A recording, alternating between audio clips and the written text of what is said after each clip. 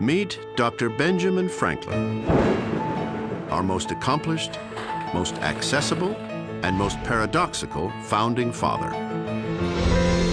He was the entire package: scientist, inventor, journalist, businessman, and statesman. I became convinced that Benjamin Franklin was the great American genius. His achievements were unparalleled. He was the driving force behind America's first public lending library, first non-religious college, and first national newspaper. As a diplomat, he helped make American independence a reality. Next to George Washington, Benjamin Franklin is probably the most indispensable person when it comes to winning the Revolution. And in matters of science, he was nothing less than the greatest thinker of his time. We can certainly compare Franklin's work with electricity with the Wright brothers' work with aviation. Beyond his greatness, however, there was another side to Benjamin Franklin. And that side doesn't always show up in the history books. Throughout his life, Franklin's governed by sexual passions, he says. We're not talking about a guy who's some moral superstar here. Franklin wasn't above engaging in dirty tricks against his opponents. And if he could be said to have a great failing, I think it's probably in his family relations that it's most clear. For more than 200 years, Ben Franklin has inspired and confounded us. He has been analyzed, criticized, and scrutinized by an army of biographers. Yet the essence of the man remains elusive. Benjamin Franklin's the founding father who winks at us. You know, he lets us in on the joke a bit. Ben Franklin, it turns out, is everything we think he is, and a lot more that we never imagined.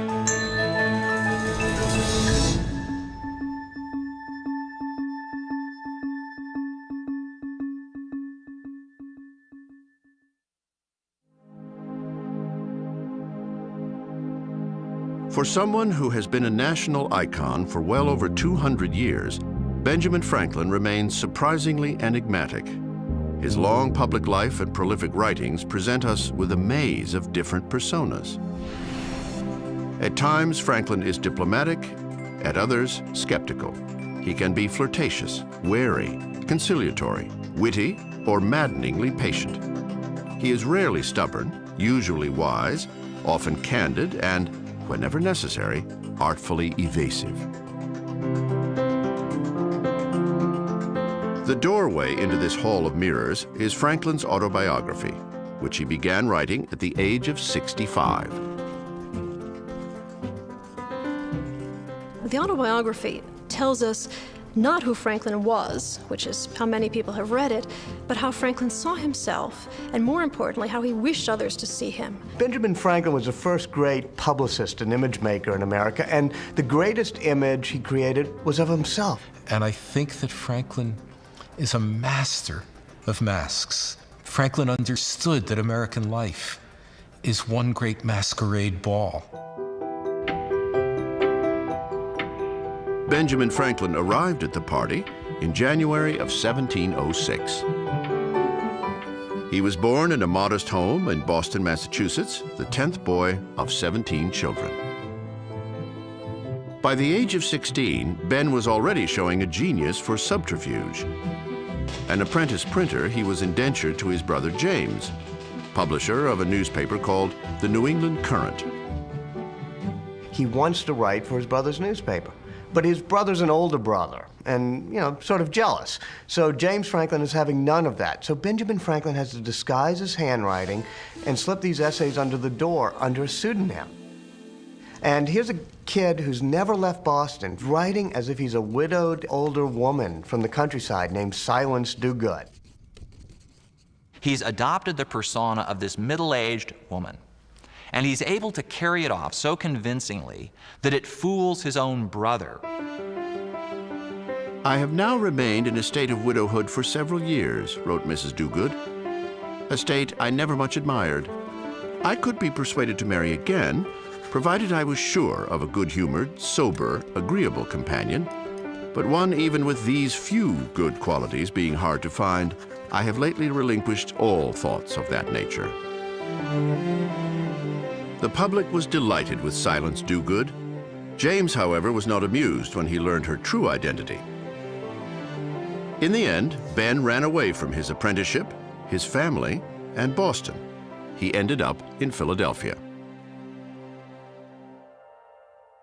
Benjamin Franklin was a runaway. He was a fugitive from his apprenticeship, which made him a fugitive from justice. And Philadelphia was a place that took in people like that and allowed them to find a niche and to flourish. At the time of his arrival, Franklin does not exactly exude an aura of success. He's 17 years old. He has no job, no prospects, and just enough money to buy a few rolls of bread.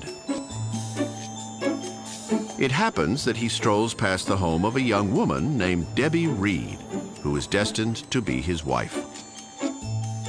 And according to the story that he tells, she was standing in the door of her father's house on Market Street when this rather scruffy-looking character walks past with his dirty linen hanging out of his pockets and munching on a couple of rolls, which is all he had money to buy for breakfast.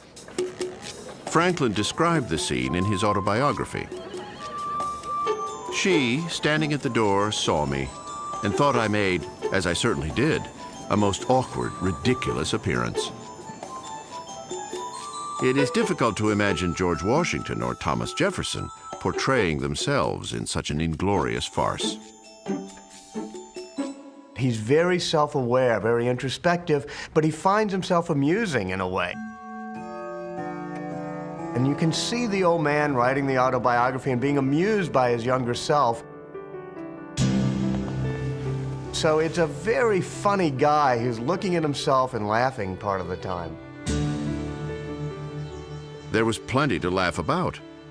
For 7 years, Ben knocked around Philadelphia and London, working as a journeyman printer and getting in and out of scrapes. He feuds with an overbearing employer, makes a play for his best friend's girl, and gets stiffed on a few sizable but ill-considered loans.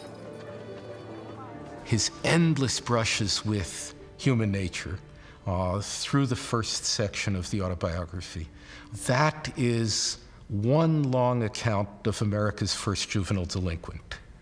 And he scams other people scam him, and out of all of this, he comes away with a very considerable appreciation of what you can expect from others and a very considerable self-knowledge.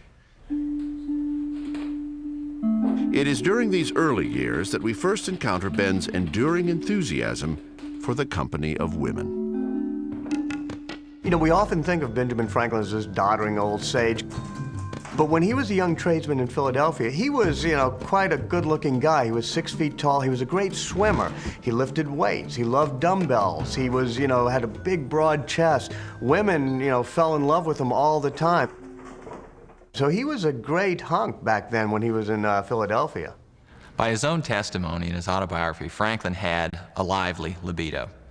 And before he was married, he consorted with what he called low women. He was evidently engaged with prostitutes. Ben put it this way: that hard-to-be-governed passion of youth hurried me frequently into intrigues with low women, which were attended with some expense and a continual risk to my health. And he reports to us that it's a stone miracle that he didn't come down with syphilis or some other venereal disease. He didn't recommend it to people, but on the other hand, he didn't especially condemn it in himself. He recognized it was part of human nature, at least his human nature.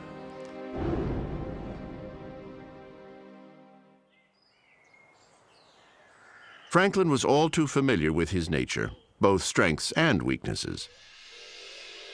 During those first years in Philadelphia, he had embarked on a quest for what he called moral perfection. He compiles from his reading a list of what he accepts to be 12 common virtues: modesty, frugality, industry, moderation, temperance, chastity. And then he defines each of these terms and sets for himself the task of conquering each one in the course of a week. He even makes a chart where he lists them all and marks how well he does, and it's industry and frugality and all these virtues. I think he was hopeful that he could be incrementally better. that it wouldn't do any harm to have a little bit of a run at modesty. It wouldn't do any harm to have a little bit of a run at temperance. He never says, lay off the sauce. He always says, less. In his autobiography, Ben admits with some bemusement that the project was probably doomed from the start. While my attention was taken up in guarding against one fault, I was often surprised by another. Habit took advantage of inattention. Inclination was sometimes too strong for reason. When he finally gave up on the whole scheme, he realized that if he had become morally perfect, he would have sinned against the last item on the list, humility, because he would have been too full of himself, having achieved perfection. And as Franklin himself puts it, and this really tells us everything we need to know about Franklin the self-improver, I could not boast of having accomplished humility, but I have made a good stab at putting up appearances.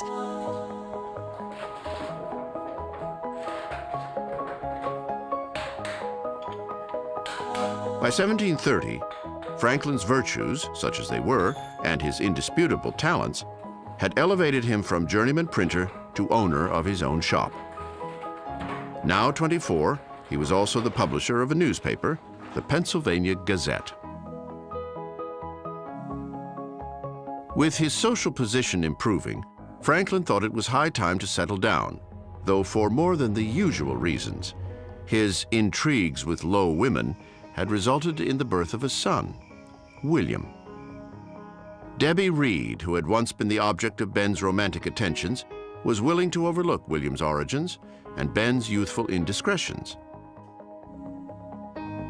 Shortly after the child was born, she and Benjamin settled into a common-law marriage. During the following years, Franklin worked hard and paid dutiful attention to appearances. In every sense, Benjamin Franklin was becoming a self-made man. He actually did work long hours, but he took pains so that people saw him working long hours. They knew that if they gave a job to Franklin, Franklin would get to the shop early, he would work late to make sure that it was done on time. Franklin recognized that to be a success, he had to be good at what he did, but he also had to be seen to be good at what he did. And he was a master at both ends of that. He cares about the image. He's always polishing his image. He rolls the carts of paper when he's a young printer in Philadelphia up and down the streets so people will see he's industrious. And throughout his life, he's creating this image of the frugal, hardworking tradesman.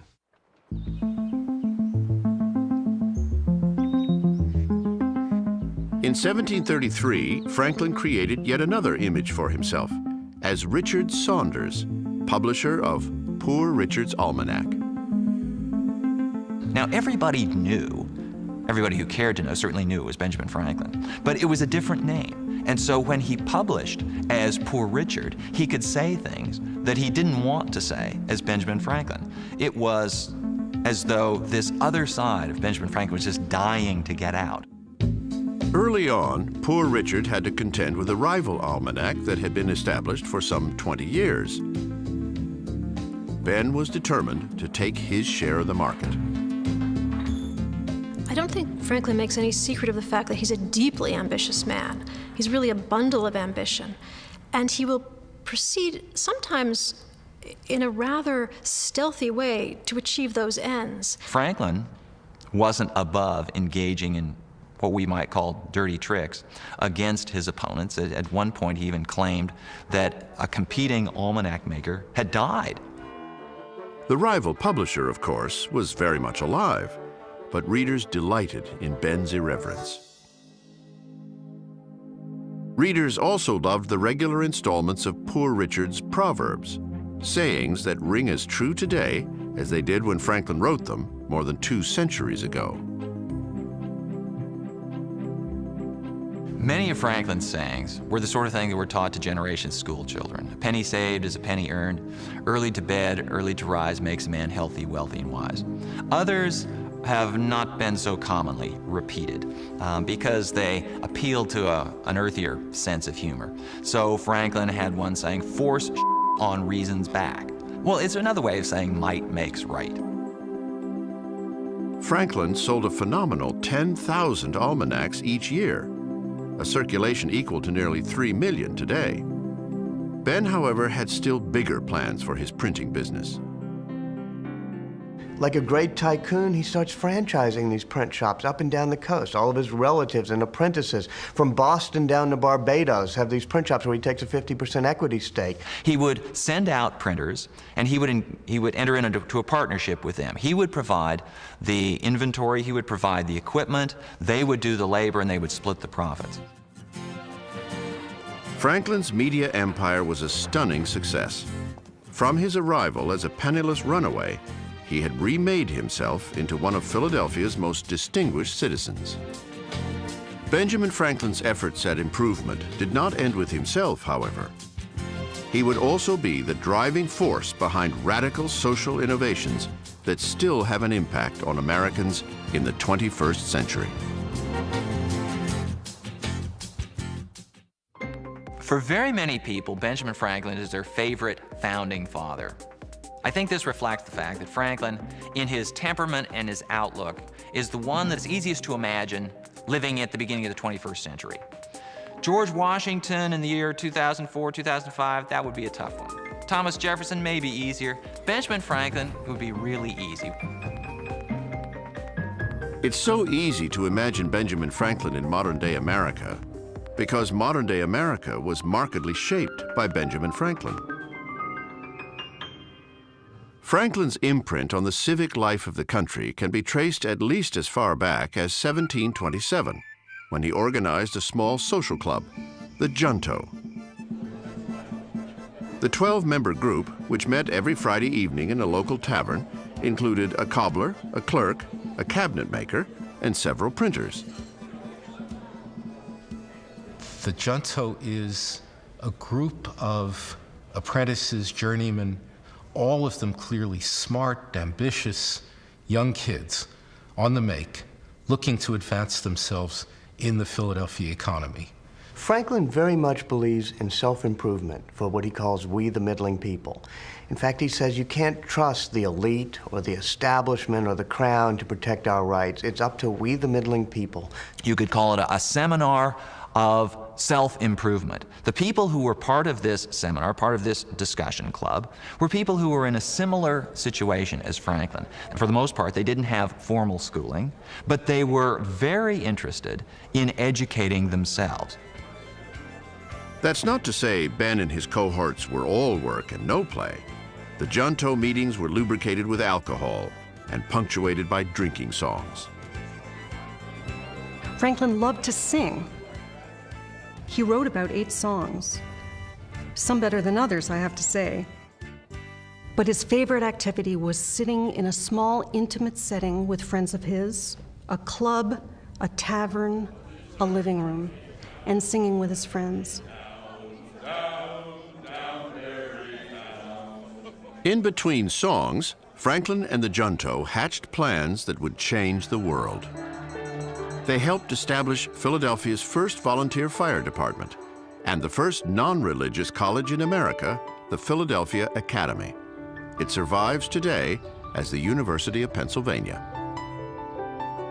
Among their greatest achievements was the creation of America's first public lending library, the Library Company of Philadelphia. Thanks to the Junto, books would no longer be the exclusive domain of the wealthy and well-connected. They were simply trying to improve themselves.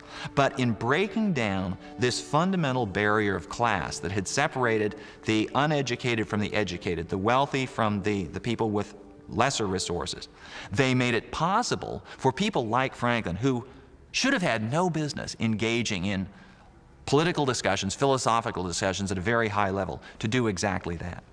And it's this class that's going to spearhead the American Revolution in the 1760s and 1770s. For Benjamin Franklin, the maneuvering required by public life was in itself an education, a master's degree in human nature and gamesmanship. Life is a kind of chess, he wrote, in which we have points to gain and competitors to contend with. By playing at chess, we learn not to make our moves too hastily. Some of Ben's most calculated moves pertain to matters of religion. For starters, he had to learn to navigate between Philadelphia's various congregations. You've got to understand what the Presbyterians like, you've got to understand what the Quakers like, though the Presbyterians and the Quakers hate each other. And if you're going to be the kind of a cultural broker that Franklin was, you can't be one or the other of those. Though nominally a Presbyterian himself, Ben had ties to Christ Church, an Anglican congregation. It was all part of the game.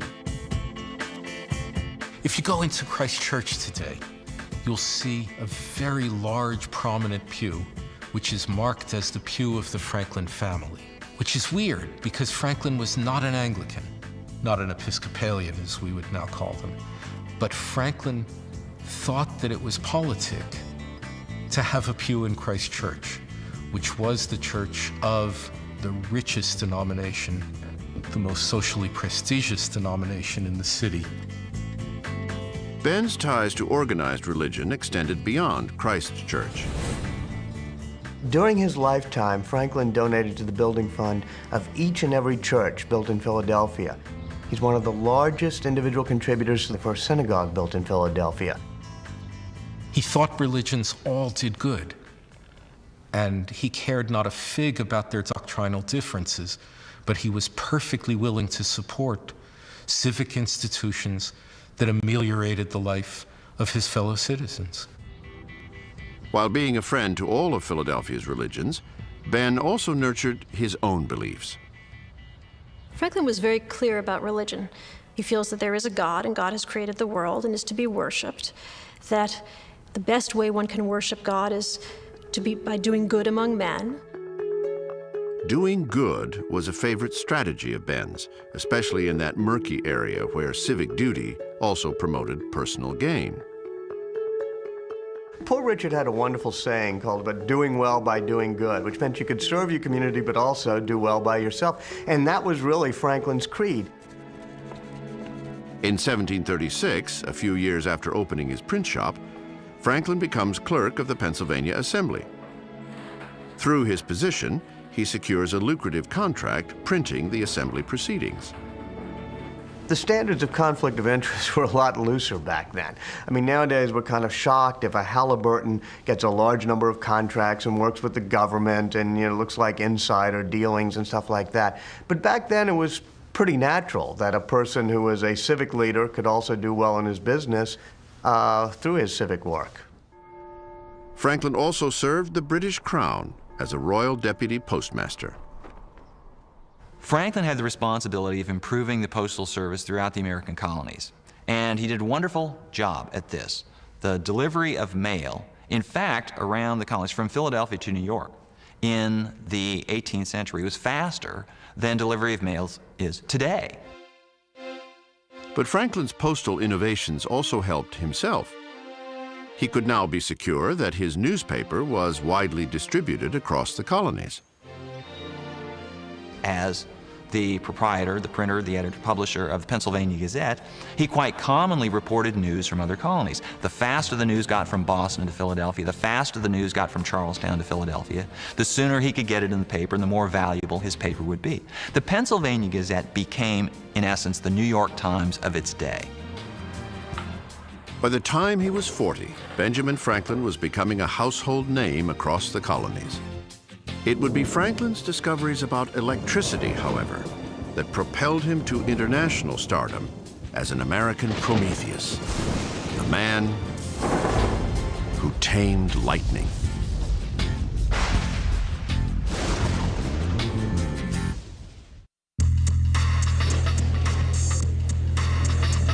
Ben Franklin hardly qualifies as a hippie.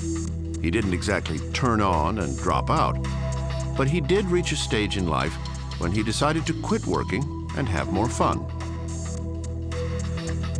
Franklin is sometimes held up as the archetype of the American capitalist, the self-made man who succeeds in business. And to a certain extent he was, but he was much more than a capitalist. Franklin retired from business at the age of 42. Why? Because he had enough. There were other things he wanted to do with his time. I shall like to give myself leisure to read, study, make experiments, and converse at large with such ingenious and worthy men as are pleased to honor me with their friendship.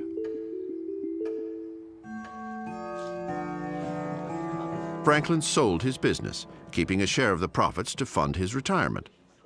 Then he unleashed his inventive imagination.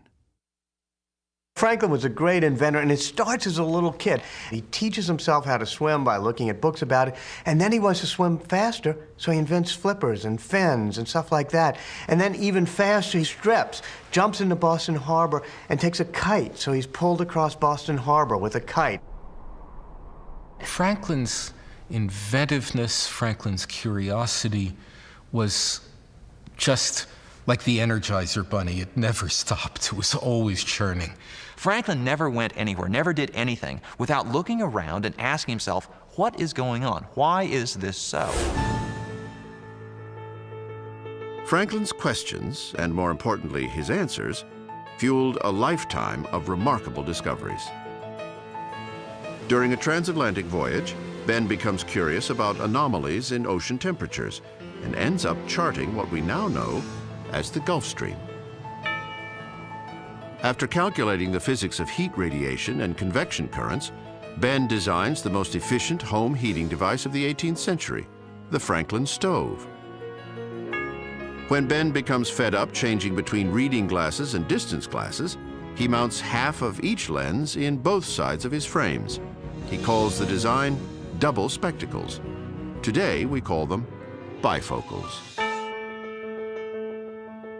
Few inventors can boast such a string of #1 hits.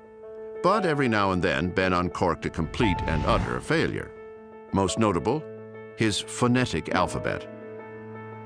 In Ben's plan, most of the 26 familiar letters are retained. But there are also 6 new letters, among them ing, ish, ed, and eth. This letter to a lady friend is one of the few that Franklin wrote using his phonetic alphabet. Soon after, he dropped the system, much to the relief of those on the receiving end of such messages. After a while, he kind of gives up on the phonetic alphabet. Noah Webster picks it up, writes some articles about it and stuff, but Franklin realizes that he's never going to be able to push reform that far and get everybody to use a phonetic alphabet.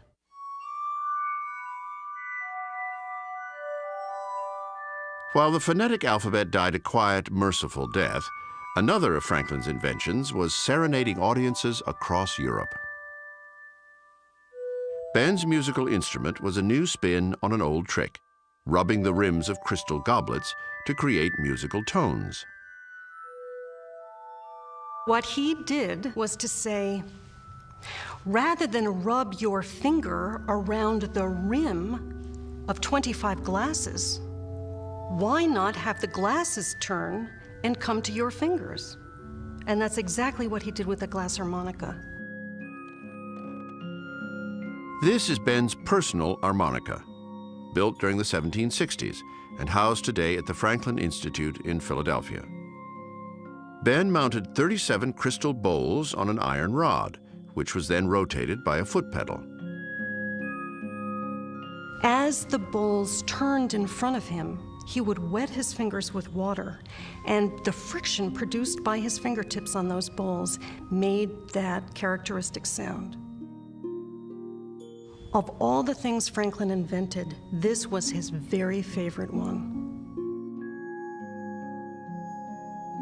While his harmonica brought him widespread acclaim during his lifetime, it was Franklin's work with electricity that would make him a legend for the ages. Franklin came to electricity at a time when electricity was not quite a science. It was a curiosity. It was almost, well, often was, a vaudeville act. After seeing one of these shows, Ben was hooked. He acquired this contraption, known as a Hawksby generator. Its sole purpose was to create static electricity. This Hawksby generator is very similar to the kind of device Franklin used to generate electrical charges. This plastic drum will pick up electrical charges from this pad as I crank it. Those electrons will then be transferred through the brass fingers onto the collection cylinder and then out to the distribution point.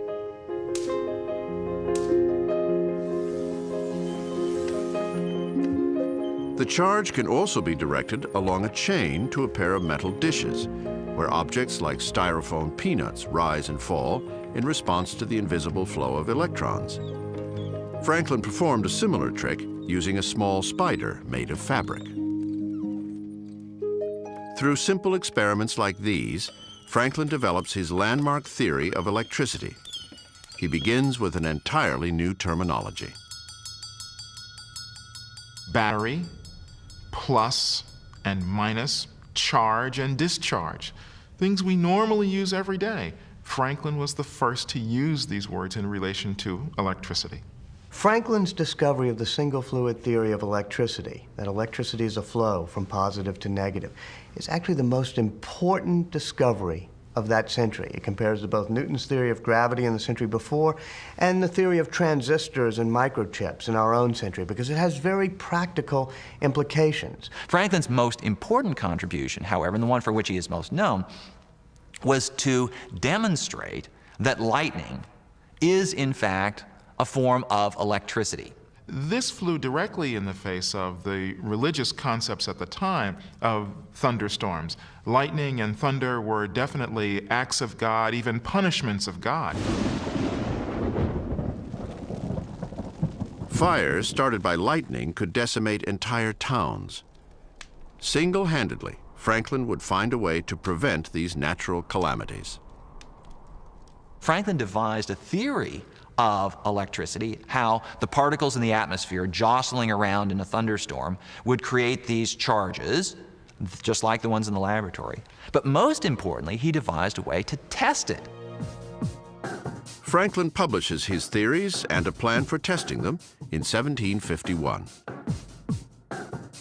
In May of 1752, French scientists, following his instructions, are the first to prove conclusively that lightning is indeed nothing more than electricity.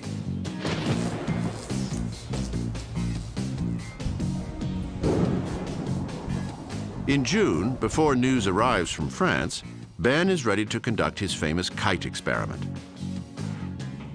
The concept seems simple today. A small wire on the kite will draw an electric charge from the clouds. The charge will then travel down a string to a key tied onto the line.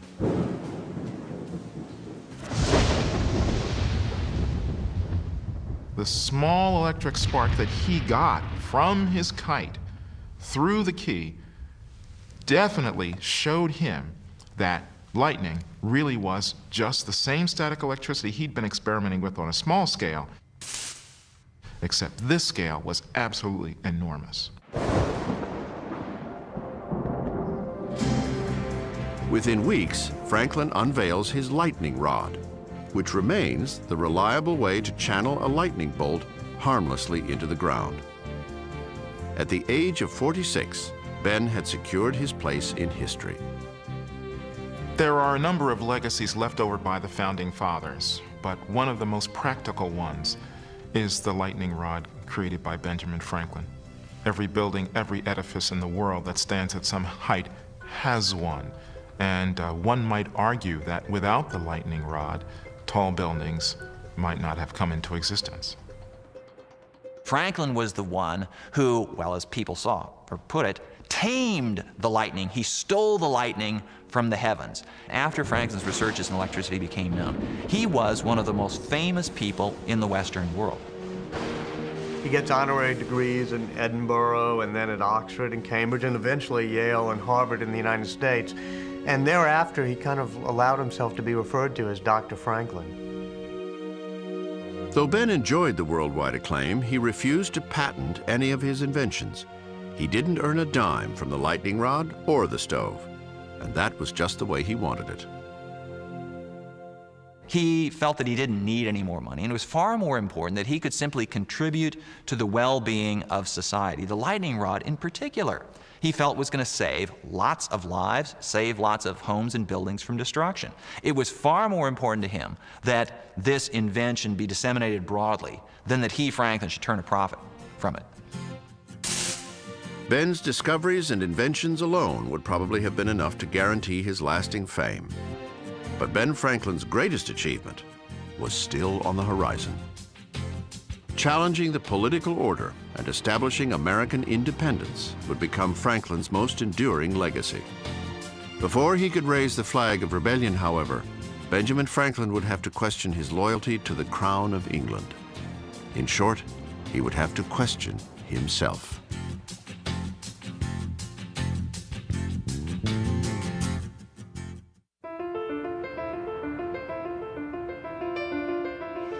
These days, it seems the British royal family is a non-stop soap opera of petty rivalries, naughty scandals, and epic tragedy.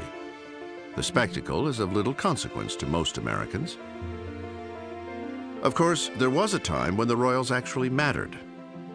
A time when Americans were British subjects, and no one was more devoted to the British crown than our own Benjamin Franklin. He felt that the British Empire, politically speaking, was the best thing going. It afforded the greatest protection for rights, the greatest scope for individual ambitions and opportunities.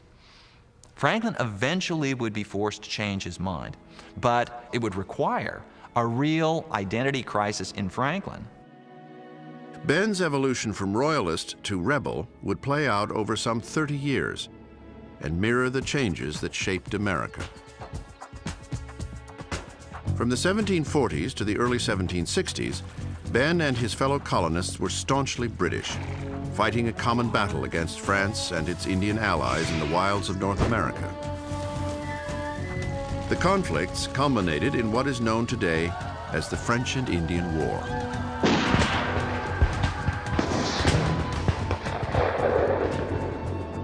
When French raiders penetrate to within 50 miles of Philadelphia, Franklin raises a militia to defend British interests. Later, he and his son William restore British control to frontier towns decimated by Indian attacks. You don't think of Franklin as a military guy. But in the 1750s, when the Indians are terrorized, he and William go off to the frontier, and with this voluntary militia, they help build a line of forts that try to protect Pennsylvania from the marauding Indians.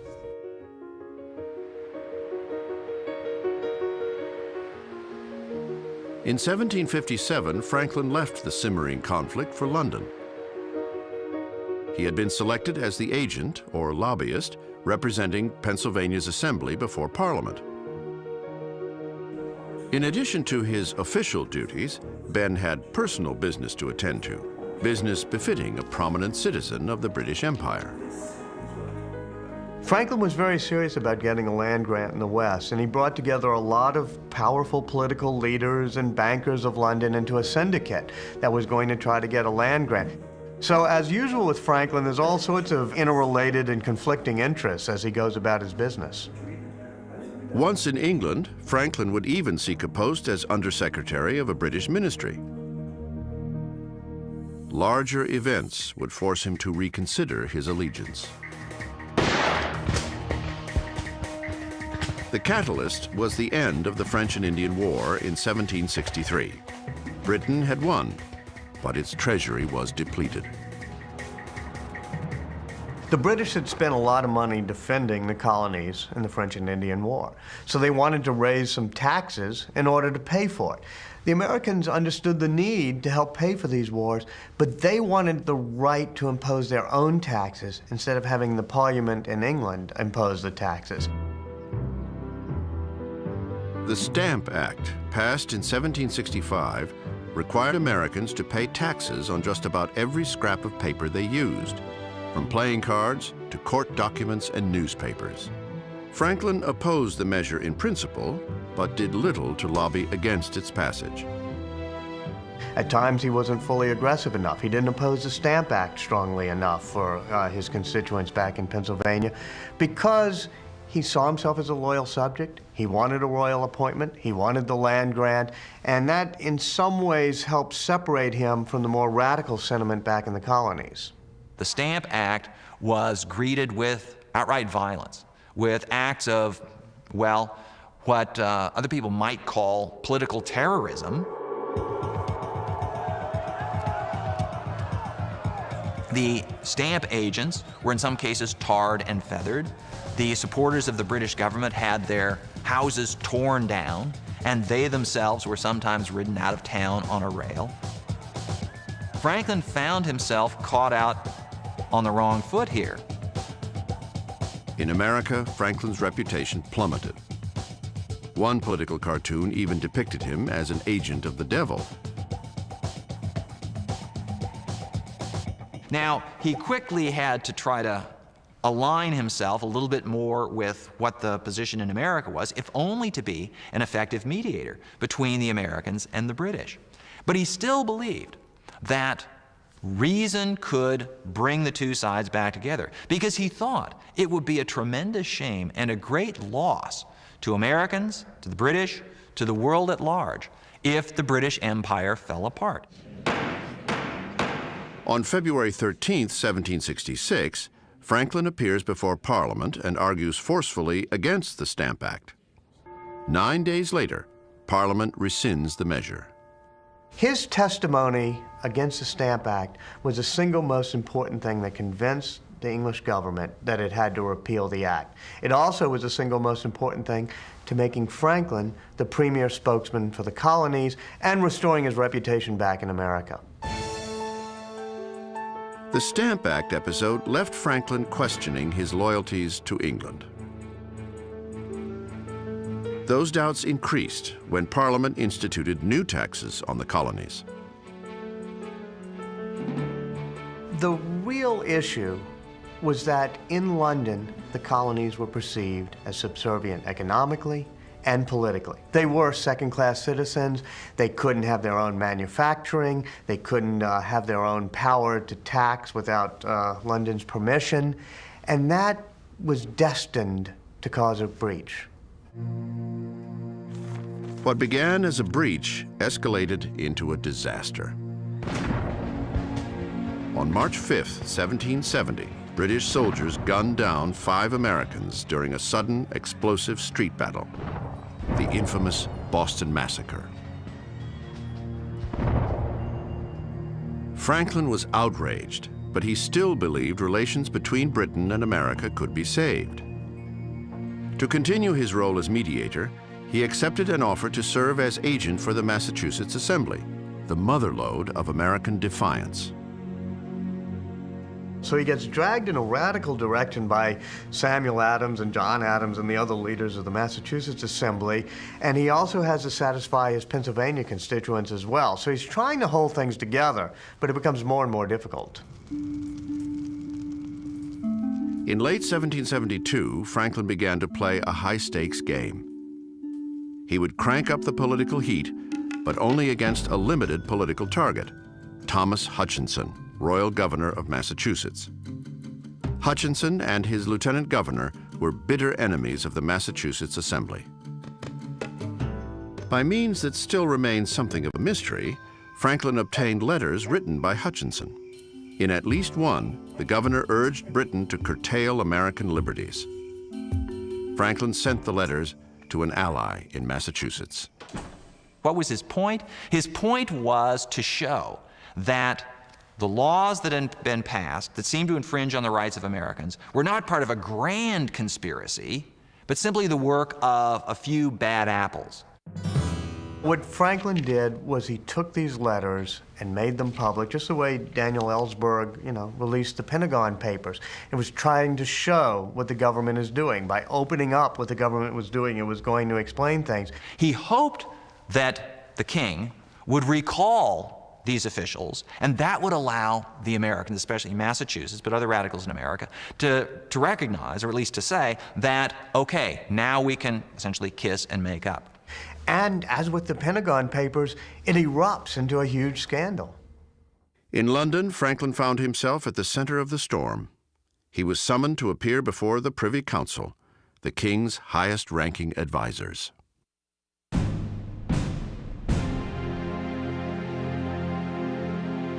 Just before Franklin arrives in the Privy Council, news of the Boston Tea Party arrives in London. And so now Franklin becomes, in essence, the scapegoat for all of the sins of the Americans over the last 10 years. The Stamp Act riots, everything leading up to this recent riot and destruction. January 29th, 1774. Benjamin Franklin stands before the Privy Council in a hall known as the Cockpit, once a stage for bloody cockfights. The galleries are filled with members of Parliament and other dignitaries, most antagonistic to Franklin.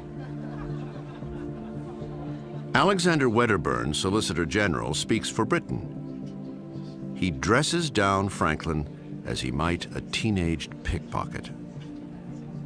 And Franklin is realizing, I think now for the first time at a really personal level, the political has become personal.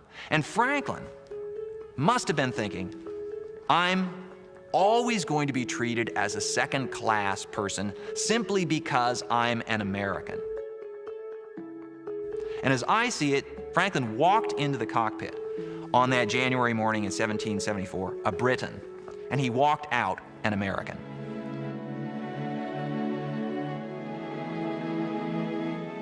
Franklin returned to Pennsylvania in time to help draft the Declaration of Independence. He had been a British subject for 70 years. Now, he declared himself an American. This is a man who's committed to the British Empire, and several years later is completely committed to American independence. I don't think that there was anything wrong about that. I think the difference is that Franklin actually remains a thinking man, and thinking men find their ideas evolve and change. Independence would require battling the greatest superpower on the face of the planet. But the United States had few weapons and little money. So Congress turned to the man who had plucked lightning from the heavens and asked him to perform another miracle, convince the King of France to bankroll the American Revolution.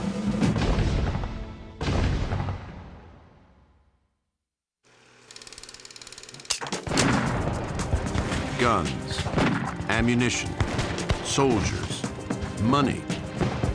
In 1776, the United States was desperately short on all counts, even as it was staring into the jaws of the world's mightiest superpower. George Washington had the unenviable job of molding farmers and merchants into a credible army. Benjamin Franklin set sail for Europe with an equally daunting challenge: convince the King of France to openly side with America against the British. This was by no means an easy task. In the first place, the United States, even if the French recognized it as a legitimate country, was weak. There was absolutely no precedent for this sort of revolution to think that this new country could maintain its independence. Franklin had no illusions about what was motivating the French. They were operating out of pure self-interest. They had an ancient rivalry with England. They had a peace of 1763 to seek their revenge for. They had no interest in American independence. And complicating things even more was the fact that the independence of the United States was premised on something that was absolutely anathema to the French crown, namely revolting against and overthrowing your king. In fact, the Declaration of Independence itself was banned in France. Selling an anti-royal uprising to King Louis XVI would test the limits of Ben Franklin's gamesmanship. Franklin knew he had little of substance to offer. His mere presence in France, however, became nothing less than a national holiday. The man who had tamed lightning was coming to Paris. He was the star of his day. The closest analogy I can make to Franklin's arrival in Paris in 1776 was the arrival of the Beatles in New York in 1964. And he is immediately the object of a sort of cult kind of worship. There are Franklin ashtrays and Franklin andirons, and there would be Franklin t-shirts if the idea had existed. There is Franklin wallpaper. It's an almost inescapable image. Franklin himself was amused by the frenzy. "My portrait is a bestseller," he wrote to one of his children. "Your father's face is now as well known as that of the moon."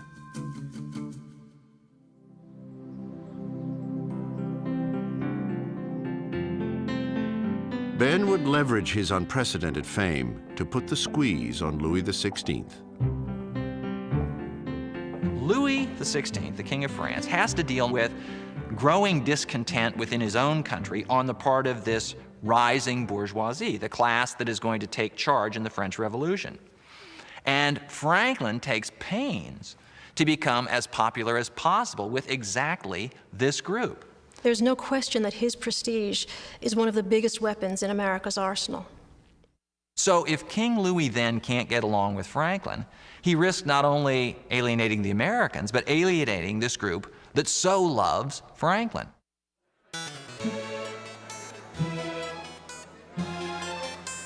Franklin quickly learns to play politics French style. He becomes a master of that uniquely Parisian institution, the salon. It is at these late-night dinner parties that the movers and shakers of French politics could themselves be shaken and moved. So again, it's Franklin adapting. He realizes the pace of life is different. He realizes the approach to work is different. And he realizes that much is done on a very social platform. Franklin was a salon superstar, primarily because he was witty and supremely accomplished. But Ben also dressed for success, one of the great masquerades of his career. And he understood almost at once, almost intuitively, that the French would not be impressed with some pretender trying to dress as elegantly as they did. The way to their hearts was to be a simple backwoods Quaker. Franklin was never a Quaker. Franklin never lived anywhere near the backwoods in his entire life. But he began sending back to his buddies in Pennsylvania, "I need shipments of coonskin caps," and those ludicrous coonskin caps that he'd never worn in his life. He begins wearing to every salon, to every public appearance. He played it to the hilt.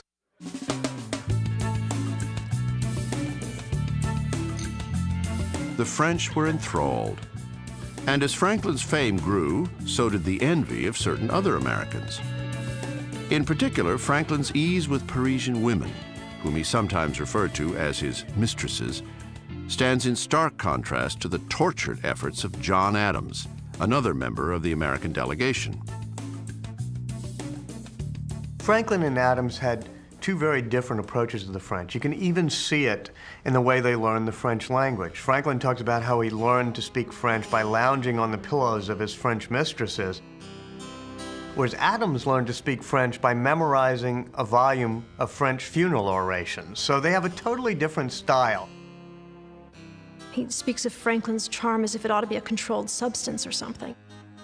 And there's almost an eternal friction between the sort of classic over and classic underachiever, between the class nerd and the most popular guy, between Adams and Franklin. He goes to Paris and he discovers that Franklin is the lion of French society and Adams is a nothing. In fact, the people of Paris get him confused with Samuel Adams. And they're always, well, they end up just calling him the other Adams.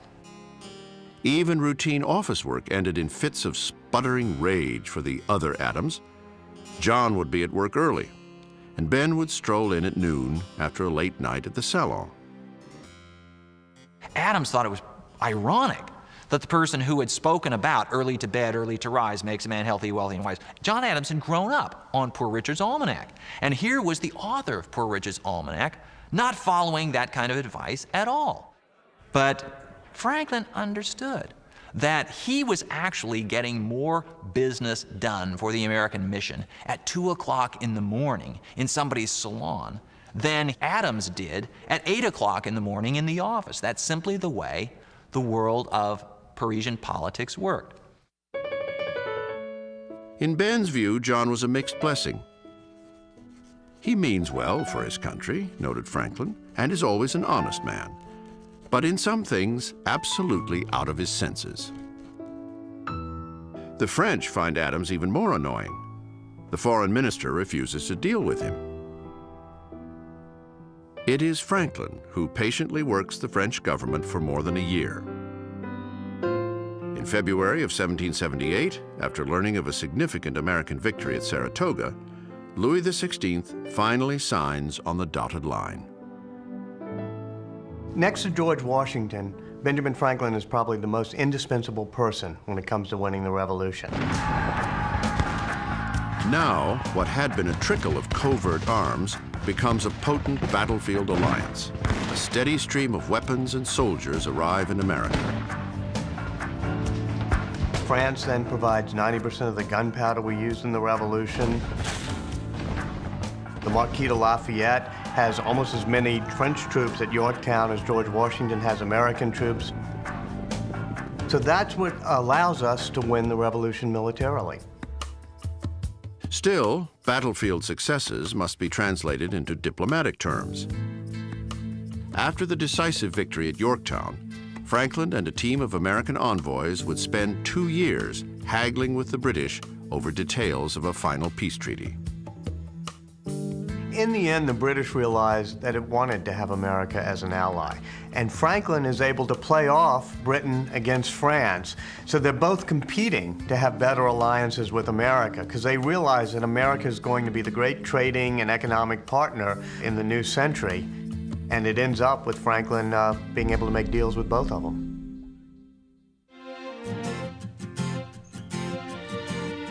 With the signing of the peace treaty in 1783, Benjamin Franklin had added diplomat to his long list of achievements.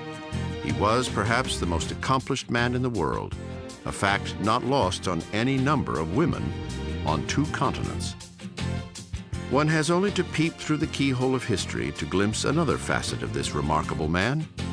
You might say Ben Franklin was the 18th century's preeminent heartthrob.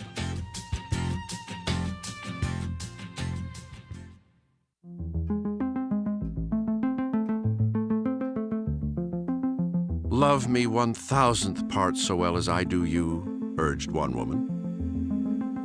Another confided, "You are the first man that ever received a private letter from me." Yet a third implored, "If it ever pleases you to remember the woman who loved you the most, think of me." The evidence is right there in black and white. Women loved Benjamin Franklin, and Ben returned the favor. Whether or not these affections crossed the line into naked passion makes for an alluring mystery. Was Benjamin Franklin an incurable romantic or a reckless womanizer? Most people that I run into associate Franklin with innumerable bastard children fathered by innumerable women that he had his way with. The woman who studied this most closely finds virtually no evidence for any of it except his one illegitimate son whom he raised. Throughout his life, Franklin's governed by sexual passions, he says, and he tries to tame them. He tries to tame them by getting married. And in some ways he does, but he still always loved flirting with women. Franklin always had a taste for smart women and always had a taste for intellectual exchange with smart women, as well as a taste for beautiful women. By all accounts, Catherine Ray, also known as Katie, fit the bill. She met Ben in Boston in 1754. Soon after, they shared a carriage south through New England. The events of that trip remain unclear. The letter Katie wrote to Ben just after no longer survives. Some say Ben himself made sure that it didn't. I think he tried to make it a romantic relationship, but she resisted. So in the end, like almost all of his other relationships, it's really a flirtation of the mind and of the heart, but not really a romantic relationship. They remain friends for the rest of their lives. Franklin had women friends in Britain as well. During much of his tenure as a colonial agent in London, Ben took a room at this house on Craven Street. There he enjoyed the company of his landlady, Margaret Stevenson, and her daughter, Polly. And once again, Franklin develops a very flirtatious relationship with the young woman, also a very intellectual relationship. He writes her about all of his scientific discoveries. Polly was even among the trusted few who received a letter written in Ben's phonetic alphabet. But there may have been something more between Ben and Polly. This sketch was done in 1767 by a well-known artist after he had stumbled upon Ben and a young lady at Craven Street. The young lady's identity has never been confirmed, though she is said to be none other than Polly Stevenson. Franklin's relation with Polly Stevenson is a puzzle we will probably never unravel. Likewise, his relation with her mother, Margaret. Whether there was something ongoingly romantic, whether they were living together in anything other than the sense that he was living in her building, who knows? It is the period between 1776 and 1785, Franklin's stay in France, that has given rise to the most notorious tales about Ben and his girlfriends. By that time, his wife Debbie had died. Ben was on his own. Franklin and the ladies of Paris has always been an irresistible subject. The question of what he actually wanted from them, what he actually got from them, has tantalized forever. Soon after arriving in France, Ben moved into a suite of rooms in this chateau in the town of Passy, just outside Paris. Despite appearances, Ben's lifestyle here was far from opulent.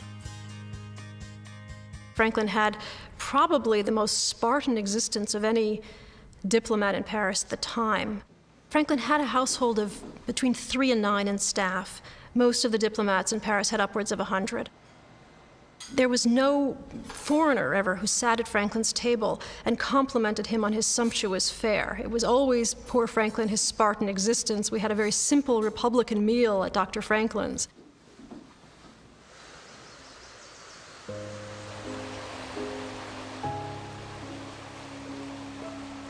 What made Passy so delectable to Ben was the neighborhood.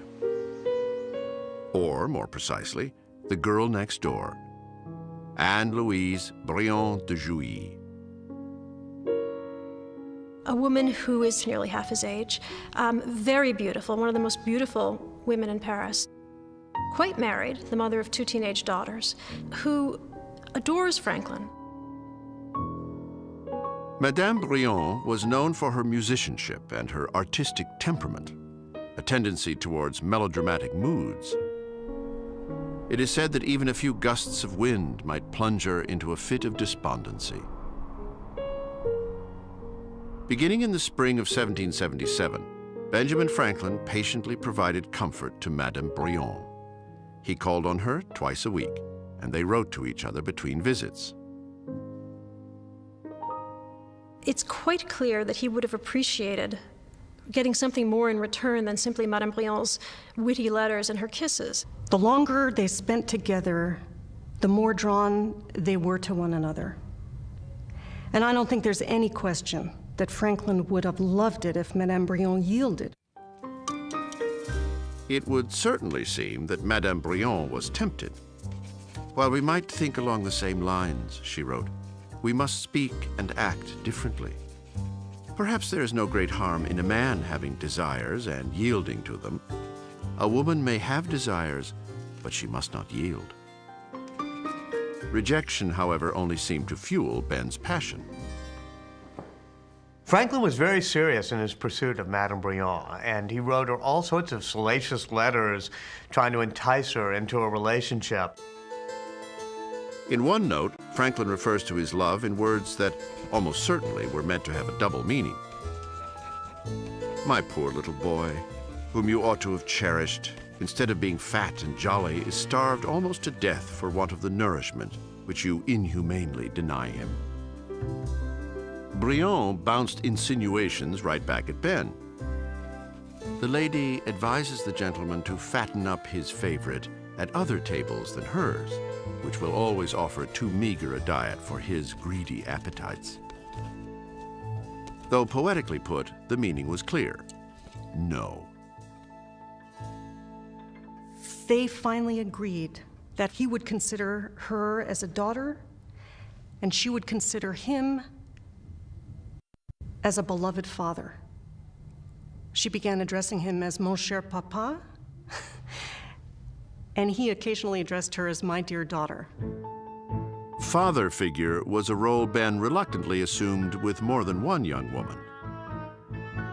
Even at his age, because he was always a remarkably vigorous and physical specimen, he probably did have some forlorn hopes that they would respond to his advances, but he always came on as an uncle.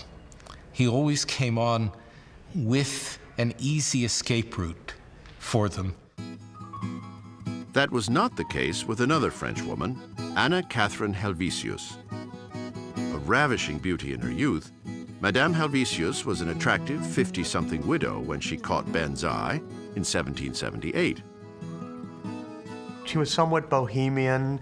She had both the qualities of the upper class, but the bohemian nature of somebody who had been raised poor, and he loved that mix in her. With Madame Helvetius, Franklin was apparently more interested in marriage than lusty adventure. But rather than ask directly, Ben writes her a fanciful story in which he just hints at a proposal. And that proposal has not always been taken altogether seriously. I see it as a perfectly serious bit of work. She turns him down. But there seems no question that his devotion to her outlasts the flirtation. Even after the return to America, even as he's nearing the end of his life, he's still writing her. And he writes that he still thinks of her in his dreams, and he hopes one day to see her again. And there's a real element of regret there. In the later years of his life, Ben wrote letters not only to Madame Helvetius, but to Katie, Madame Brion, and Polly as well. Clearly, he valued his female friends. The friendships, whatever their nature, survived both time and distance. It is no secret, however, that Franklin showed little evidence of such strong connections with his own family. In fact, it is in family matters that Benjamin Franklin would show the most puzzling side of his complex and enigmatic character.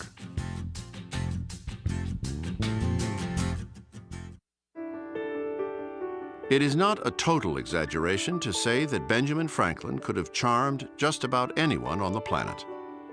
Yet, by all accounts, Ben's charisma vanished when it came to his wife and children. With them, Franklin seems to have been cold and aloof, a virtual stranger in his own family. I don't know if this means that he didn't value these family relationships, or if he didn't know how to express the feelings that he had. As a young man, the emotional distance was not so obvious. Ben's affection for his wife, Debbie, and the life they shared was genuine. That would change with time. Franklin's life is a succession of outgrowing one environment and growing into the next one. At the time Franklin married Debbie, he was a young businessman in Philadelphia trying to get a start. She was a young woman in Philadelphia. Her whole world had been Philadelphia. For 15 or 20 years, Franklin was content to spend nearly all of his time in Philadelphia. Debbie helped Ben raise his illegitimate son, William. Then, in 1732, Debbie gave birth to a son, Francis. Ben delighted in the miniature perfection of the infant, whom he called Frankie. What curious joints and hinges on which limbs are moved to and fro, he marveled. What an inconceivable variety of nerves, veins, arteries, fibers, and little invisible parts. When Frankie was 4, a ghastly mistake would bring Ben's fatherly exuberance to a sudden end. Franklin had for years been an advocate of inoculation against smallpox, but one thing and another, including the demands of business, had prevented him from inoculating Frankie. So when smallpox came through that season, it swept away Frankie. And Franklin always felt this certain guilt about that. After that, Franklin does become a little bit emotionally detached, walled off from the rest of his family. I think it was a searing event, and even years later he wrote his sister saying he couldn't think of his young son Frankie without tears welling in his eyes. 7 years after Frankie's death, Ben and Debbie had a second child, Sarah. But Sally, as she was called, seems little more than a footnote to her father's illustrious life.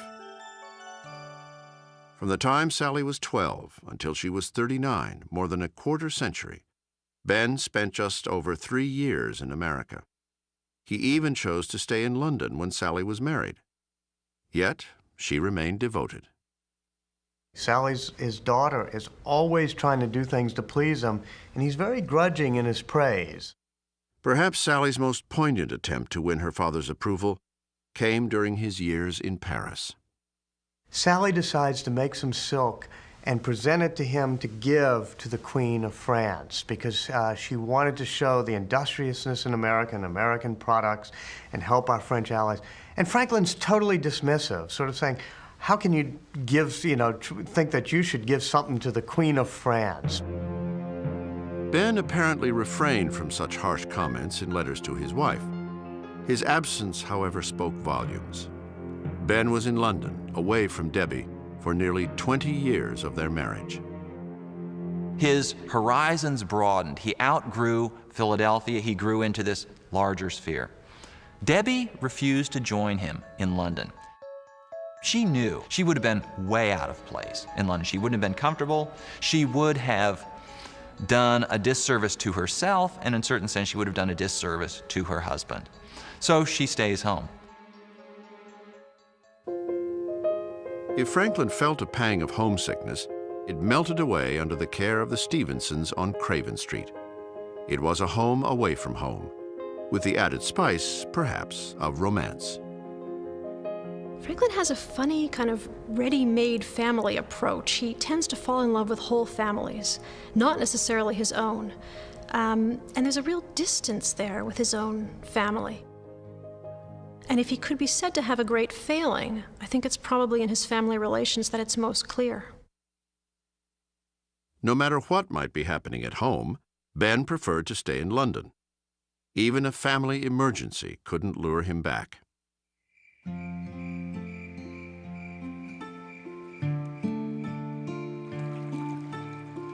November 1769. Debbie suffers a stroke. In a letter to Ben, she attributes her illness to their separation, calling it dissatisfied distress. "I was unable to bear any more," she writes, "and so I fell and could not get up again." The fact that he knows his wife of many years is ill, he knows that she wants him to come home, and he doesn't really speak well of Franklin's attachment to this relationship. Deborah Franklin died just before Christmas 1774. She hadn't seen her husband in more than 7 years.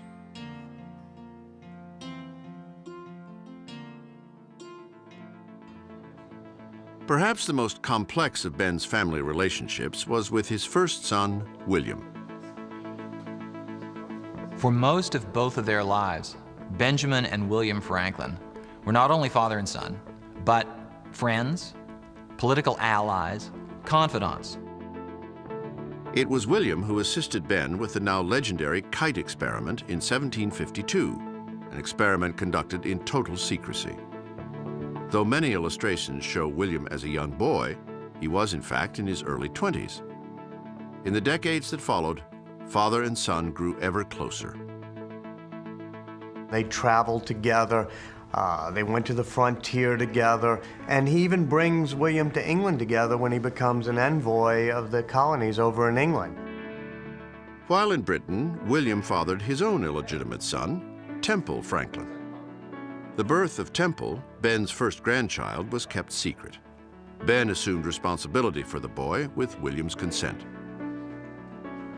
They saw eye to eye on most important issues. They were business partners. William and Benjamin were involved in a plan to gain land grants in the Ohio Valley. Benjamin Franklin was responsible for William's appointment as Royal Governor of New Jersey. So each one was promoting the career of the other. And there was this sort of family business. People sometimes criticize it, almost a family conspiracy. The small Franklin Mafia was working to promote the interests of the Franklin family. They were that close. In the end, however, Ben's decision to embrace the revolution would tear them apart. When he comes back to America, right as the revolution has begun, his first meeting is with his son, William. And he tells his son that he's going to become a rebel. He's going to join the cause of independence. He's going to become a patriot on the American cause. And he asks William to resign as royal governor of New Jersey and join the cause. But William won't. William stays loyal to the crown.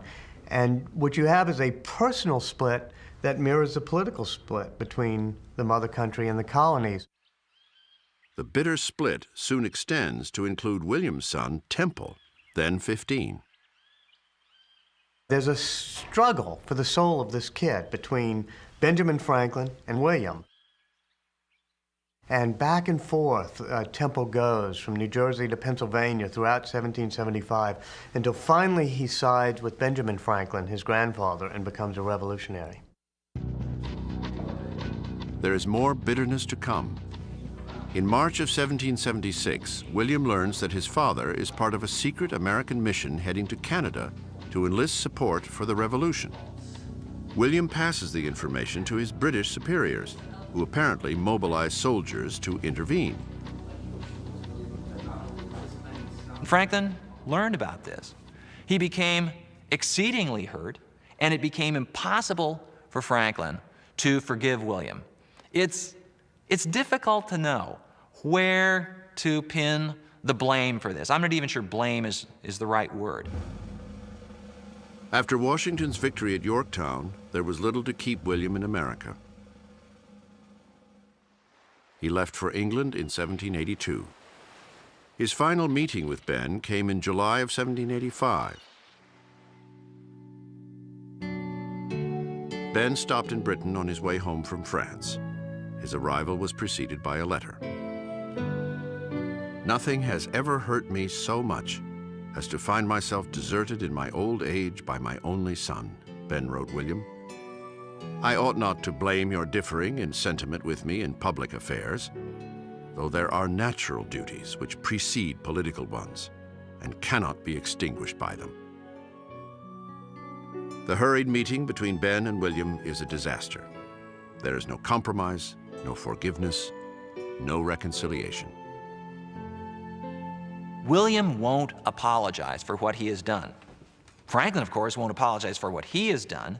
Each one believes that the other ought to be the one making the apologies. These two strong-headed men, Franklin now is nearly 80, William is in his 50s. These are full-grown men, and each one has a very firm sense of his own rectitude, and they simply can't get back together. Franklin has put up a wall, and there's absolutely no crossing that wall at this point.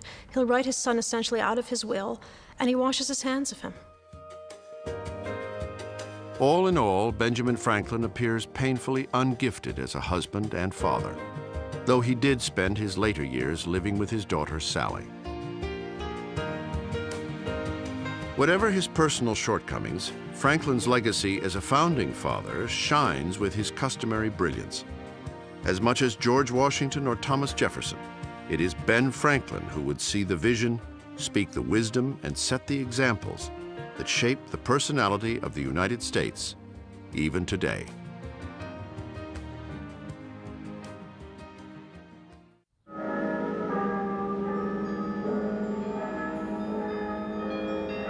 When Benjamin Franklin returned from France in 1785, he was greeted as a hero. Franklin was finally home to stay, and the people of Philadelphia shouted their respect from every street corner.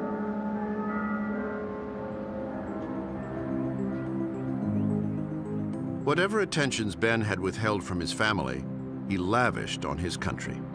Few had done more for America. Perhaps Ben's greatest contributions were his ideas, bedrock beliefs upon which the United States has stood for more than 200 years. In fact, the very notion of a United States can be partly credited to Ben Franklin. Ben first pitched the idea in the Pennsylvania Gazette. In 1754, he published this illustration that urged the colonies to unite for the common good.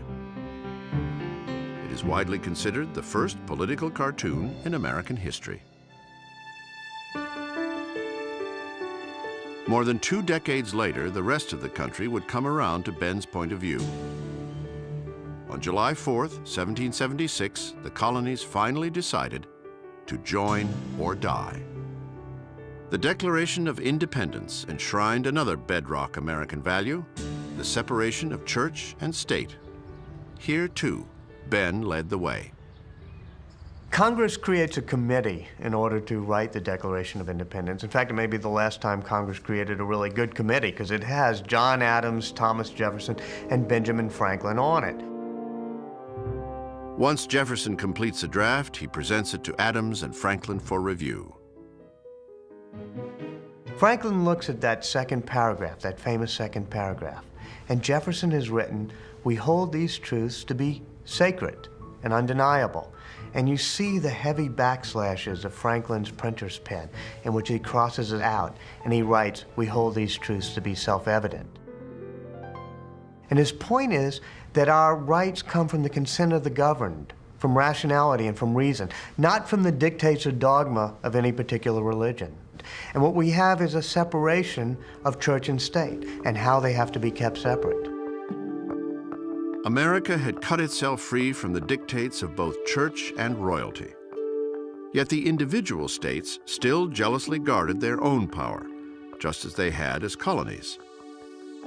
In 1781, they grudgingly agreed to a national government, but it was toothless, ineffective, and doomed to failure. The Articles of Confederation did not allow for a strong enough central government. It couldn't even impose taxes. So after a while, they needed to have a constitutional convention so they could start revising the Articles, and what they end up doing is throwing them out totally and writing a whole new constitution.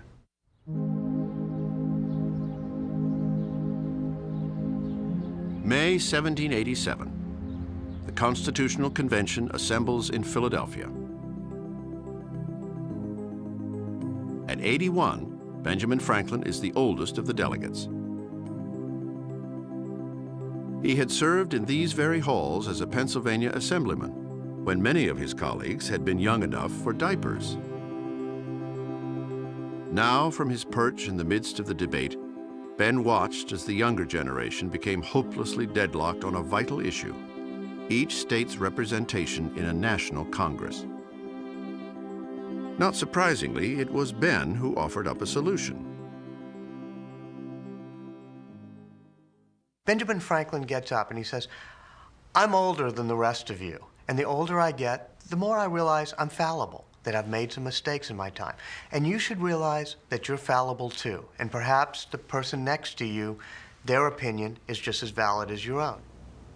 As he often did, he couched his recommendation in a homely little anecdote. And he said, "When I arrange for a carpenter to build me a table, a dining room table, this carpenter will have 2 or 3 pieces of wood. And the pieces of wood won't fit perfectly together. You shave a little from one side, and you take a little from the other, until soon you have a joint that will hold together for centuries. And so, too, we here at this convention must each part with some of our demands if we're going to have a constitution that will hold together for centuries."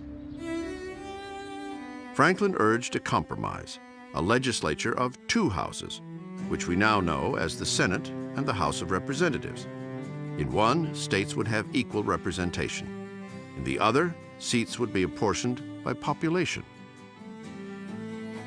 It was absolutely important for the large states and the small states to feel that they had a stake in this. And Franklin's recommendation for compromise was absolutely essential in giving both the large states and the small states a sense that this is going to promote their interest. The proposal was accepted and written into the Constitution of the United States, perhaps the most successful system of government ever devised.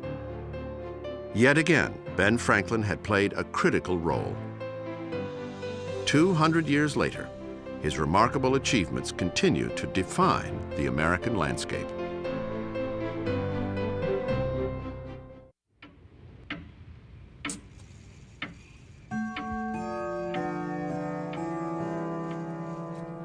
On January 17, 1790, Benjamin Franklin marked his 84th birthday. He was suffering from pleurisy and kidney stones, and sometimes resorted to opium to ease the pain.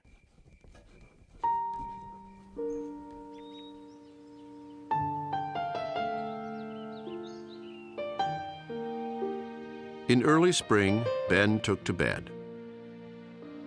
After 8 decades, America's marvelous guiding spirit was fading. Among those surrounding Ben during the final days were his daughter Sally and his grandson Temple. Ben's old friend Polly Stevenson, now a middle-aged mother, came from England to see him off. Benjamin Franklin died on April 17, 1790. His funeral procession would be a testament to the ideals he had lived by. Franklin was the exemplar of tolerance above all. And it's seen at his funeral, where instead of just his minister accompanying the casket to the grave, all 35 ministers and preachers and priests of Philadelphia, from the Presbyterians to the Lutherans to the Catholics to the Quakers to the Rabbi of the Jews, all march arm in arm with his casket as he's being carried to the grave.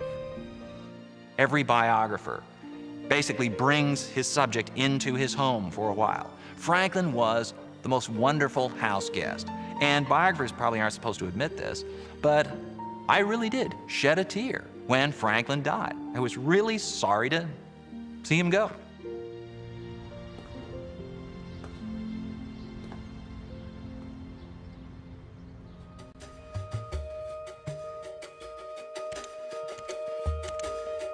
Benjamin Franklin, however, is still very much with us.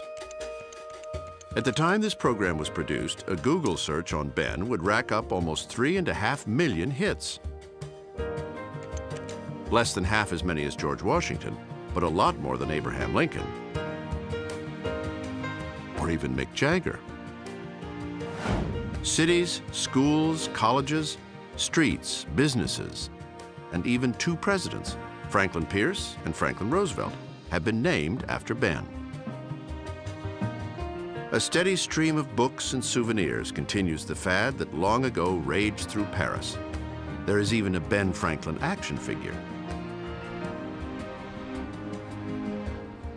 Ben's final resting place has long been a pilgrimage site. In the late 1800s, brides bound for the altar would stop to toss a penny on his grave for good luck.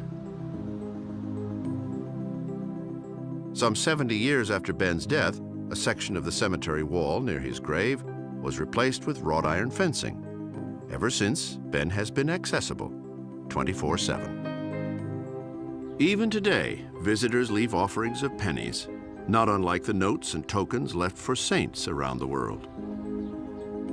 He's the founding father you can really relate to. You got people like Washington who are up there in marble on some pedestal and you're scared to go near them or touch them. But Franklin is the patron saint of the common person. Jefferson, Washington, those members of the founding generation stand above and apart from everybody else. With Franklin, he's right there on a busy street corner in Philadelphia. And he seems to be one of us in a way that most of the other members of the founding generation were not. Not everyone has wanted to be like Ben. Mark Twain, himself a master of parody, was one of many who took a good-natured shot at Ben's autobiography. He was always proud of telling how he entered Philadelphia for the first time, noted Twain, with nothing in the world but 2 shillings in his pocket, 4 rolls of bread under his arm. But really, when you come to examine it critically, it was nothing. Anybody could have done it. As for Franklin himself, he remains, in the end, something of a mystery. What are we to make of a man who had 1,000 faces, a man who fit in both with royalty and with tradesmen, who was equally comfortable addressing Parliament or whispering to Parisian ladies, a man who passed up a fortune so that 1 million strangers would be safe from lightning, yet slammed the door on his only surviving son? I think Franklin became so benevolent, so wondrously Ben, that he was trapped not in a role, but in the proliferation of roles. And he mystifies everybody who tries to study him. There's one of his biographers who speculated that Franklin might be the only person in human history without an unconscious, that there was no inner life, there is no deep Franklin, there is no secret Franklin. And I think that the biographers have felt this, that he's a wraith, he's a ghost. He flits out of their grasp just when they think they have him. So they have recourse to things like his vast curiosity, but that's just a cover for saying we don't know what makes him tick.